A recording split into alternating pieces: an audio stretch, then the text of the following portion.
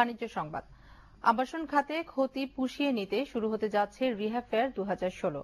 দুপুরে রাজধানীর সিডাপে সংবাদ সম্মেলনে কথা জানায় রিহ্যাব কর্তৃপক্ষ। এবারে মেলায় থাকছে 175টি স্টল। আগামী 21 ডিসেম্বর শুরু হয়ে 25 ডিসেম্বর পর্যন্ত চলবে এই মেলা।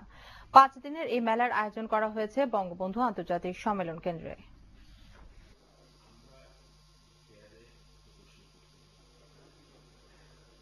এবং আবাসন খাতে গতিশীলতা ফিরিয়ে আনতে আমরা হাউজিং লোন নামে 20,000 কোটি টাকার রিফাইন্যান্সিং করার দাবি জানাই।